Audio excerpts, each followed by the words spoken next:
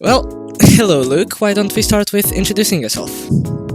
Alright, so as you probably all know, if you're watching this video, I am the owner. I have been running the server since it started on December the 28th, 2021. That's all you need to know about me. Where did the overall idea of GRS come from initially? So, at that point, I've been league racing since August that year, I think, in another league. And there's a few friends who had just started getting into F1 that just got the F1 game at that Christmas, and we decided we wanted a way where we can sort of all, have something. We'd done like a community server on Rocket League before, which a few of us were part of, and then we thought, why not give it a go with F1? We've been in a league, seen how it works, so we just sort of one day sat there and just decided to just create it. You have some very talented people in the admin and staff team helping you in your journey. Was it hard finding the right people, or did you already know who would be the best fit for the job? So, at the start, the admin team was essentially just have a bunch of my friends that I started the server with. It didn't really matter how active they were, because it was just sort of trying to build a foundation. So that wasn't really, too thought into, or, I didn't really put much thought into picking who I needed. I just needed, obviously, people around to start the server up.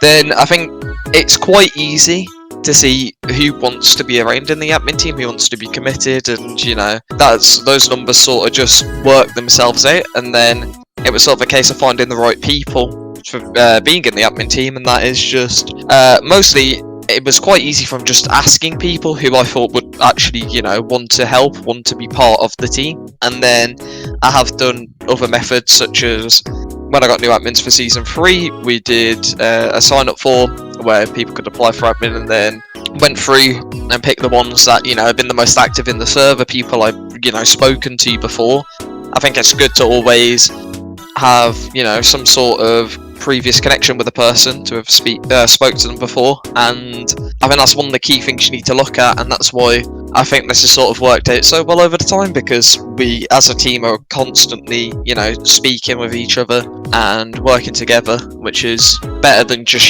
sending a few messages in a chat every few days or whatever, because that doesn't really get anything done.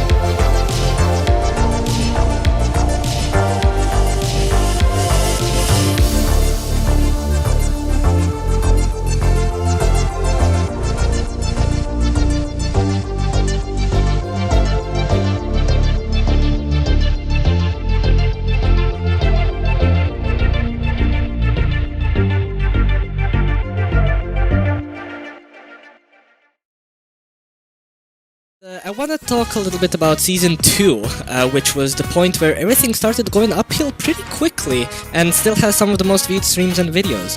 What would you say was the reasoning behind it, and how did you manage to capitalize on the success? Well, Season 2 was like a massive growth spurt, as well. It was the start of the F122 game. New game just released, so obviously the hype for the game's going to be there. This was back when, you know, right at the start, the handling model was great. They hadn't done anything to mess the game up yet.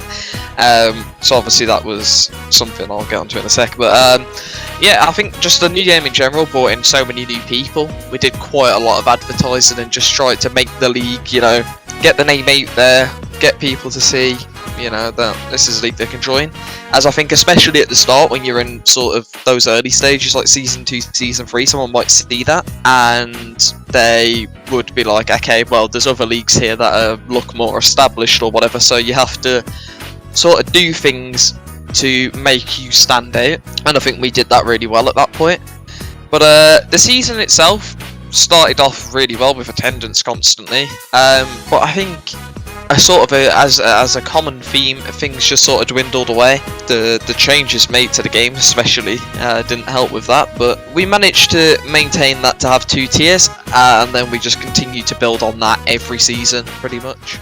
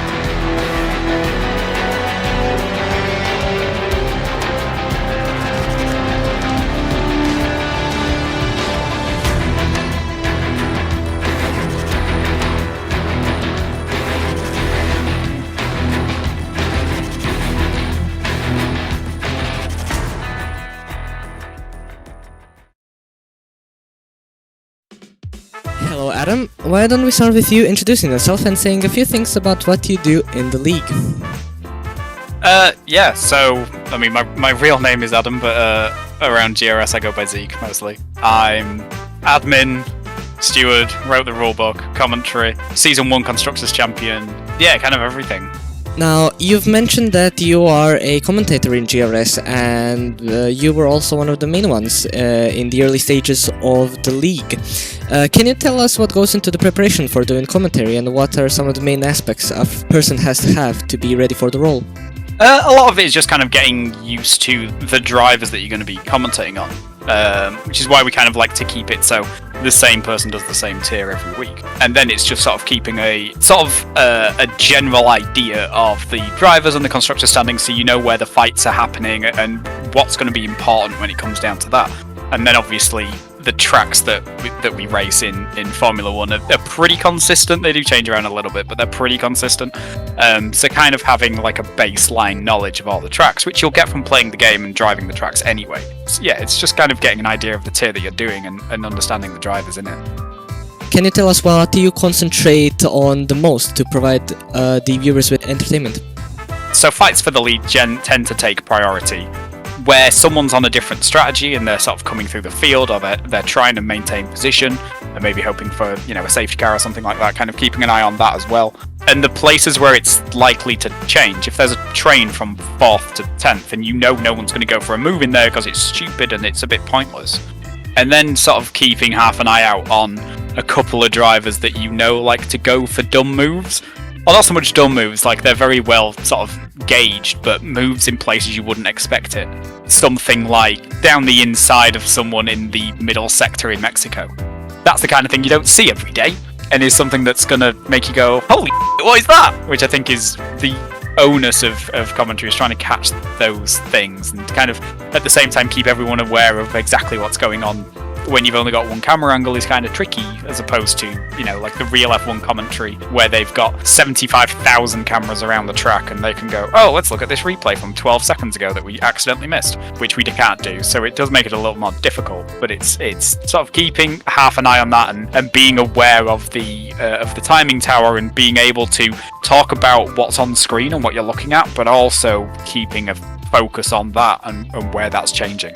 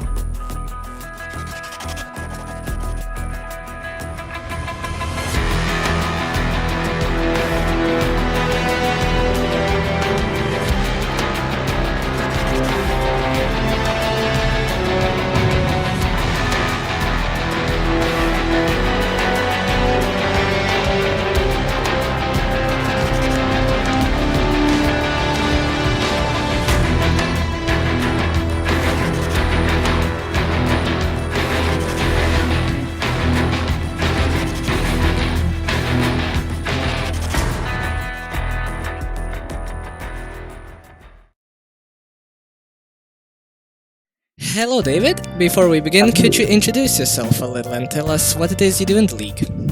Absolutely. My name is David Hoy. You might also know me as Shots Ahoy. I've been in the server since the end of Season 2. I became an admin at the end of Season 3. I do little bits here and there for just general stuff for the league. The main bits that I tend to target are some of the graphics design elements of the league. For anyone who's been in the league for a good few seasons will know that the logo's changed, the banner on YouTube's changed. That's been done by me, and just other bits and bobs, helping out with stewarding, a lot of commentary, and yeah, just sort of being a friendly face that people to talk to about stuff if they like. Now, you've already mentioned a little bit of stewarding, and I would like to go more into that. So, what goes into the stewarding process, and what do you mainly look for when deciding a verdict? For me, I've never been a full-time tier steward. However, I do always like to look at incidents that people have put forward and things like that. So I think for me, the ideal things I would look for in any incident report is, first of all, just POVs, just make sure everything's clear from anyone involved. So let's say we've got contact between two drivers. I like to make sure that I've got a clear understanding of the situation with both points of view, because sometimes if only one person submits a point of view, it can look very one-sided, and it's not always the case. You have to look at every different element of the incident before coming up with a verdict, and then from there it's really just a case of thinking, right, this is what's happened. We tend to look at the cause as opposed to the general effect, unless the incident is really bad. So we quite often find it tends to be for, you know, people making contact with each other, maybe shoving someone off the road, and for that we'd look at, okay, this person's at fault, what's the most appropriate penalty? Most of our penalties that we give are sort of 5 seconds plus a penalty point, because that follows real F1 pretty well. So we've used that structure, but then also it doesn't rule out the victim of the incident either. So by providing the appropriate penalty, especially if it's a bad incident, that sort of serves as a fair punishment for the incident itself.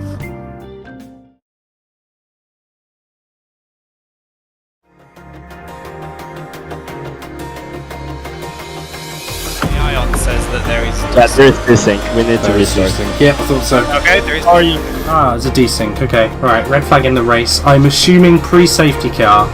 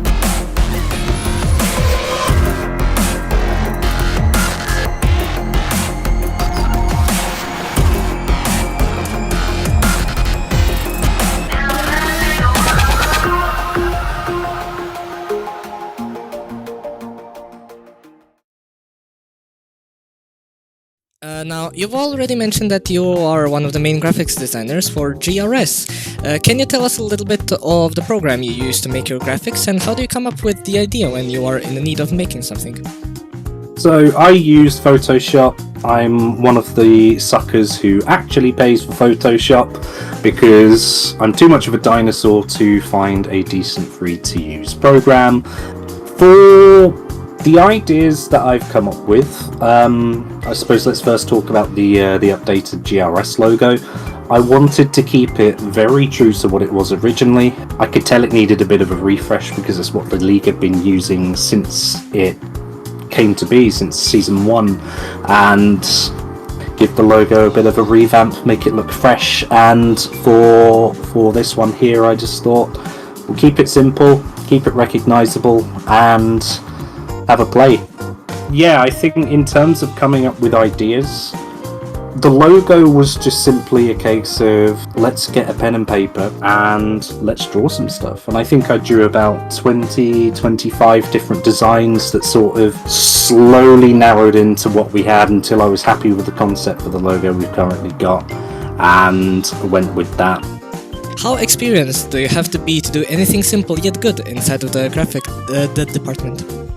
I don't actually think you need a lot of experience. Some other people might disagree, but I think ultimately, if you have an idea that you like and you want to see how it looks in a graphics design sense, go for it. Have a play. Find a software that you find easy to use, learn about it, look up tutorials on YouTube if there's something specific that you want to do and you don't know how. Just stick with it. Your first designs are never going to be good. Despite how good you think they're going to be, I would probably advise just to make your first design and then just scrap it, because they're not good.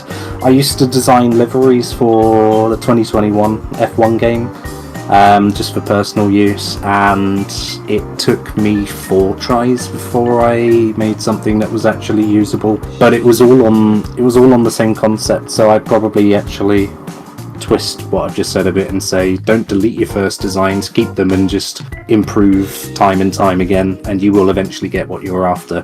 You don't need any experience, you don't need qualifications or anything like that. You can quite quickly, within a few sittings, get designing stuff and make things to a reasonable standard.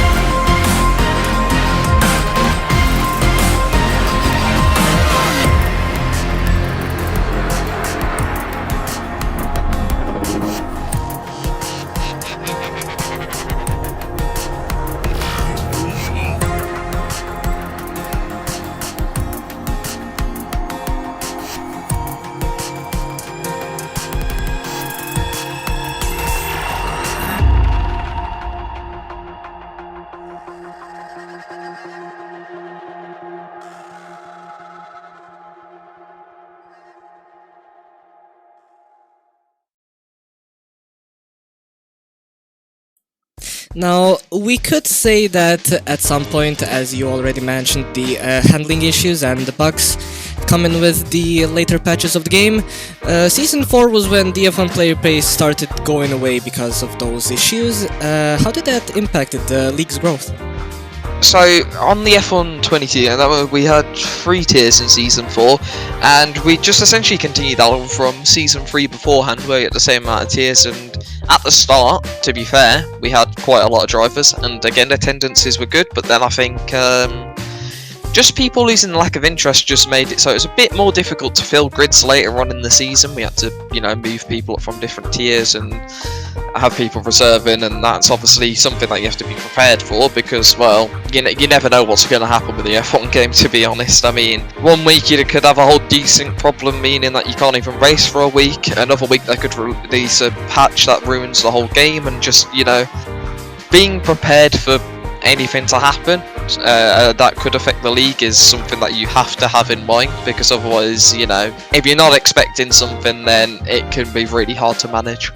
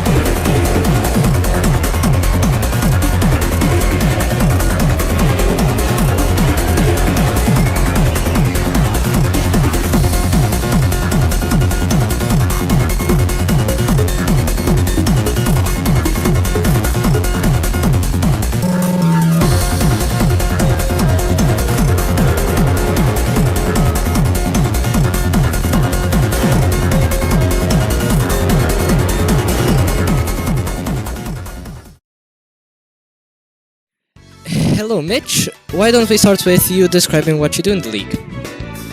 Helloing. I am an event organizer and a media man, I guess, for GRS. What is it you are mainly looking for when finding a clip to be posted on YouTube? What qualifications are necessary? Well, I have a few boxes that ticked, as I would say. I like to take the consideration of the quality of the video, the audio, whether there's people speaking, or I think that's a word, cracky, how the audio can be sometimes. But yeah, that's pretty much the qualifications, and then I try to have a variety, whether it be funny crashes, people doing quali laps, just overall content that will not make people become bored. What tools do you use when making everything? During my school years, I was taught about a website which is free called Canva. It's like a mix of a Photoshop and like a video software editor, I guess. It's quite easy to use because all I have to do is create the format for like the YouTube Shorts, which then goes across all the socials. And then when it comes to making still images, I used to sometimes go onto the F1 game and just take a screenshot of the cars. How do you decide when it's the perfect time to post a short on YouTube or an update on other social media platforms? To be honest, I don't really have a designated time. I just kind of base it off whether I can or can't be bothered to do it. Whether in the future I plan to actually have a designated schedule for when things should be uploaded and not. Which platform do you think hasn't gotten enough attention and should be delved into more? I'm not sure. I think the Twitter, because I don't run the Twitter, I think that could be used more. The YouTube does pretty well on its own, so I don't think that needs upgrading a lot. Well, except maybe Shorts, which is my job, and I'm slow at that. And I think TikTok and Insta are both probably the ones that are up there in terms of the most attention, and in terms of bringing more attention, I would like to say Twitter, because I don't see Twitter used that often in terms of bringing people or advertising as a whole.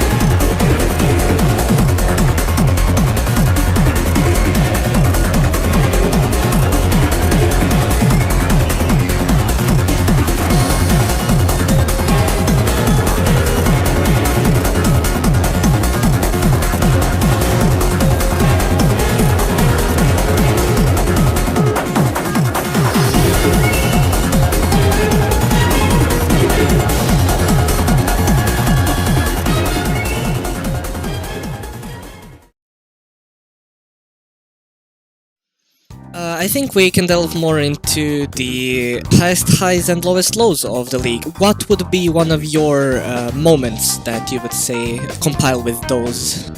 If we're talking about peaks of the league, to be honest, I sort of see it in a way as the league has never peaked really, and there's no sort of boundaries on how far it can go. So in that sense, I guess we'll actually one day see what the peak will be.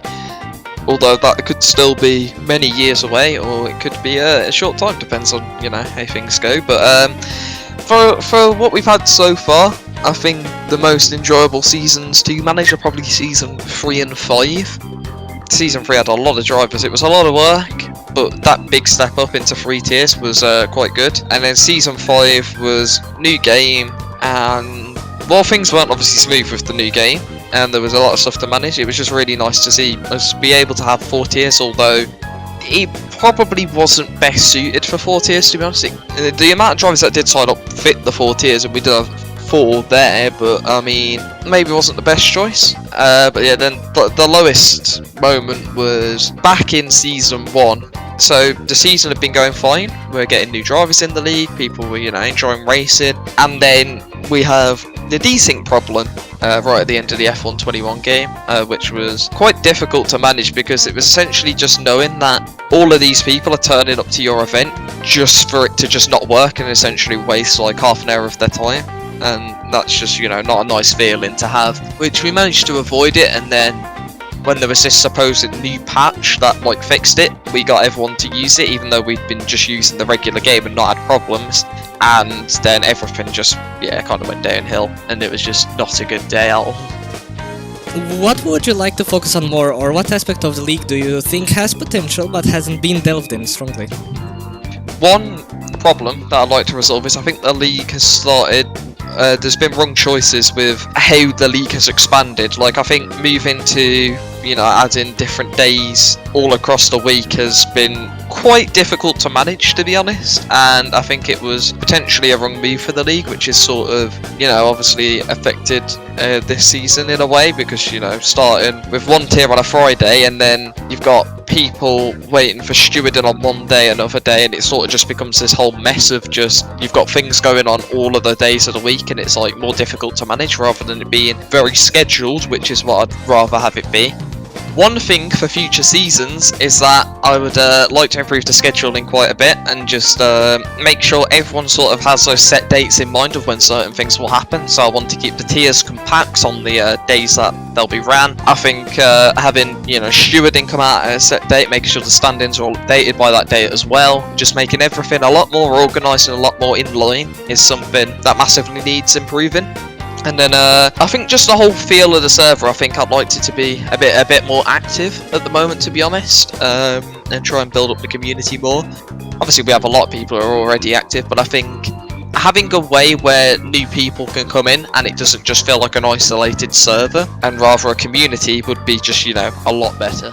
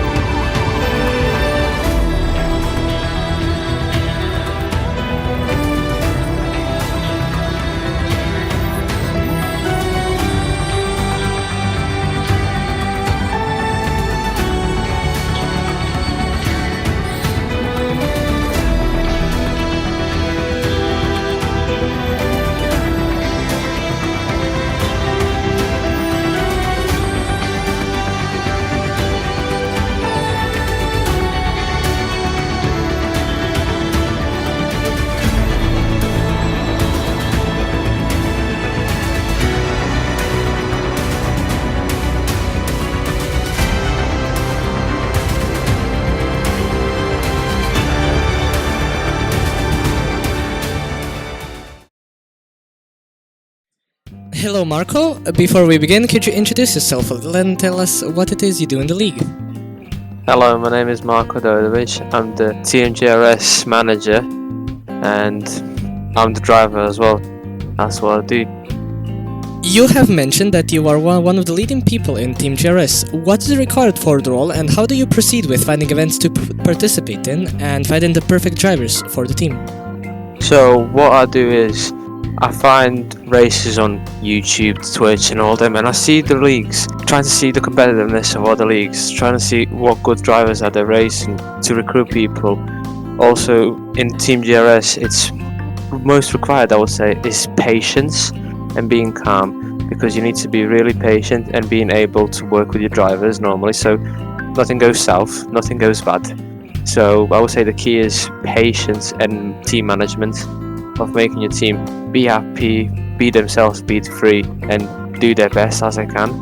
Of how I find league racing is, it's tough to find as a beginner, it's tough to find, especially with drivers, because so many drivers to find with no assists, it's tougher than I thought. But I like challenges, that's what I'm here for, and I want to improve this team to go to the next level and then compete with big boy teams. So another thing you've mentioned is that you also drive for the team. Can you tell us a little bit what goes into the preparation for those events, and would you extinguish those races different than normal league racing? Absolutely, I would say that team events are a lot different than just league races, because you have to a lot more prepare. You have to do a lot more practice. You have to go over with your engineers, go over your strategy. What should you do? What if this happens? What if you have to think of every possible situation that can happen in the race? So it's a lot different. Whilst as league racing, they're fun and all them sorts of stuff, but team events are more serious. So you have to be more prepared mentally and physically as well. But learn the track, learn where to brake, learn what to do, learn how to manage your tires. And it's tough. It's tougher than I expected. Struggling a bit with it, but it's still good. The day before I do that, I try to practice as much as I can. And then when it comes to race day, I try to have my little bit of rest, practice, and then go with my engineer of what am I going to do the whole race, what am I going to do for quali, what are me and my teammate going to do, how are we going to help each other to achieve the best possible results that we can. Yeah, that's the preparation for it. What are your expectations or goals that you wanted the team to achieve in the future? So right now, I would say we want to just finish the season, seal it out, get the best positions as we can. But after we events our finishes, I want to find drivers, want to go around looking for people to help me manage the staff, find an assistant manager to help me around looking for drivers, because I would say the drivers are the most crucial thing to find. It's so hard to find drivers that have no assist, that are quick and consistent. Which I'm not saying that there's no drivers that maybe are consistent, quick and all them stuff, but have assists. It's possible then with them to gradually make them quicker with no assists. So it's tough to find. You have to find the character of the drivers, if they're aggressive, if they're passive, if they have the passion to race for the teams, or if they just want to be here for fun. You have to find a certain, because if you want to compete with some league teams like ABS, NLR and all them, you have to find the elite drivers that are passionate, aggressive and want to improve. And my goal is for the next season, especially when we find more drivers, more stuff, to be more competitive and want to make the team more organizable, more manageable, more fun for people to enjoy actually being there. So yeah, I would say that drivers are the most hard to find. And if we go there, I will expect them just for the first couple races, let's see how they're doing, and then go max pace when there's bigger ones like CSS, where it's cash prize money, when it goes full in, but get the best drivers, most consistent ones, and hammer it down to compete with the best teams. I'm gonna make Team GRS come back, start climbing the way up, because I want this team to succeed. I don't want it to go down and be at the bottom tiers.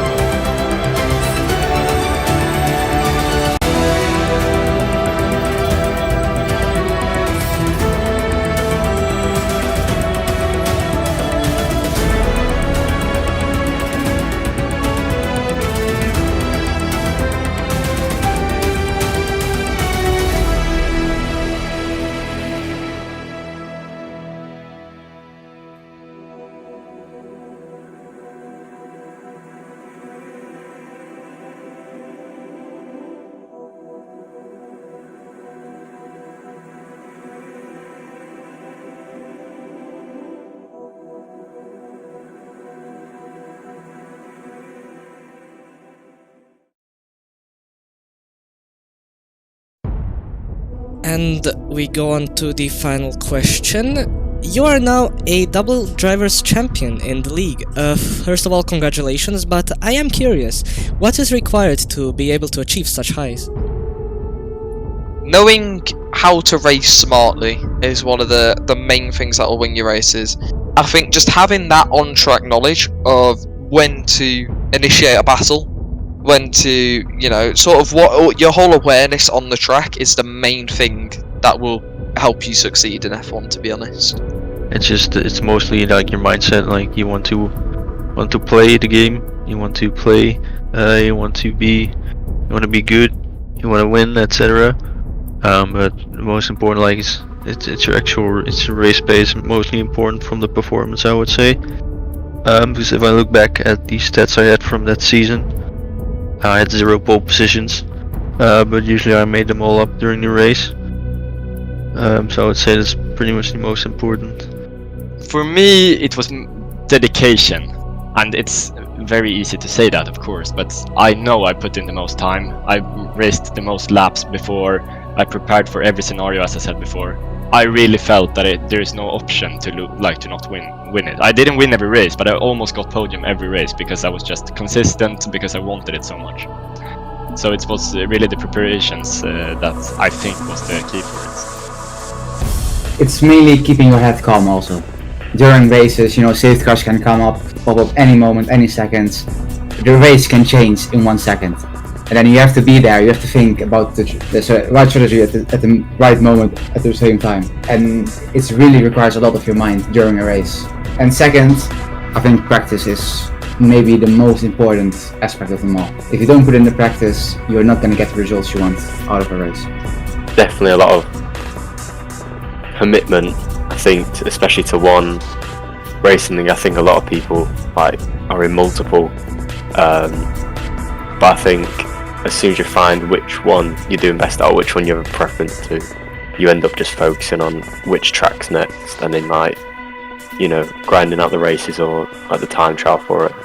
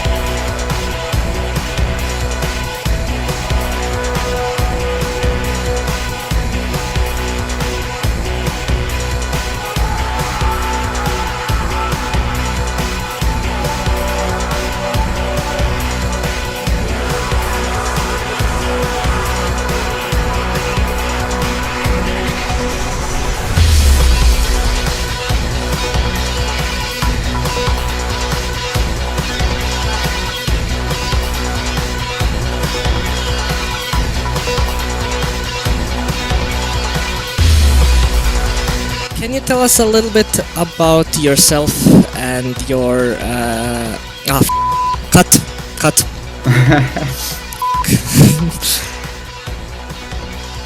What is required for the role, and how did cut. Good. So I think one thing definitely for future season. Oh my god. We can use what I've done to that point. Just give me a sec. Right. One thing to move on to for future seasons. Oh, for God's sake! I can't say the word seasons.